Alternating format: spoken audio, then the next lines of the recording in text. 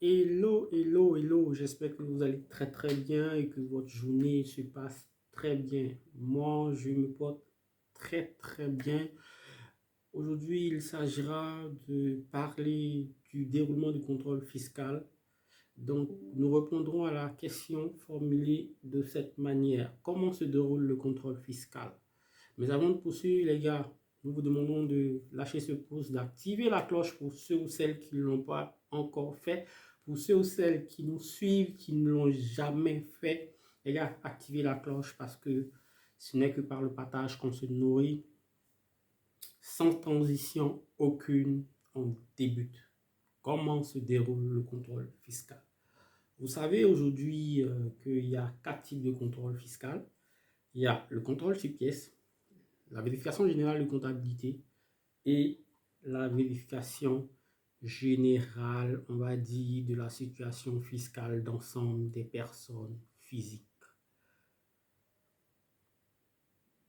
Nous traiterons de cette question successivement en tenant compte de ces différents types de contrôle. Le déroulement du contrôle sur pièce. Au cours de ce contrôle, le vérificateur peut entendre le contribuable à son bureau lorsque cela lui apparaît nécessaire. Il peut lui demander par écrit tout renseignement, explication, éclaircissement ou justification nécessaire. Il n'est pas obligé d'informer le contribuable du début du contrôle. De ce fait, le contribuable ne bénéficie pas des garanties accordées dans le cadre d'une vérification sur place. Donc, ce que vous devez savoir, c'est que ici, c'est vrai que c'est un contrôle qui se déroule dans les bureaux de l'administration, mais l'administration peut demander au contribuable si elle trouve nécessaire certaines, on va dire, explications, certains éclaircissements, et elle n'est pas obligée d'informer le contribuable de ce qu'il y a un contrôle qui est en cours, en fait. Donc ici, c'est logiquement que les garanties qui sont accordées aux contribuables dans ce type de contrôle sur pièce, on va dire, ne lui sont pas accordées pour ne pas se répéter. Donc, en cas d'inexactitude constatée dans les déclarations du contribuable, le vérificateur peut rectifier les dites déclarations dans le cadre de la procédure de redressement contradictoire prévue à l'article 22 du livre de procédure fiscale. Donc, voilà comment se déroule le contrôle sur pièce.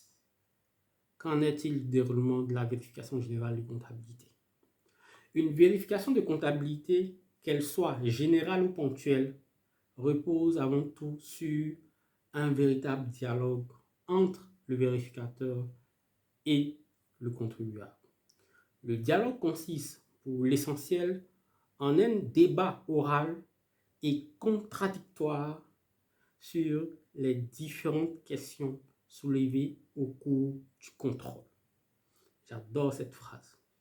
Il permet de s'expliquer sur les discordances éventuelles relevées entre les revenus déclarés et les informations dont dispose l'administration. Donc, voici succinctement ce qu'il faut retenir du déroulement de la vérification de comptabilité. Qu'en est-il de la phase feu? La vérification approfondie de la situation fiscale d'ensemble des personnes physiques, c'est l'abréviation. Ça m'a toujours amusé de prononcer cela. À l'occasion de cette vérification, l'administration contrôle la cohérence entre, d'une part, les revenus que le contribuable a déclarés et d'autre part, sa situation patrimoniale, sa situation de trésorerie et les éléments de son train de vie. Le vérificateur est habilité à demander des éclaircissements, des justifications et à exercer son droit de communication auprès des banques dans les livres desquels sont ouverts les comptes privés ou professionnels du contribuable.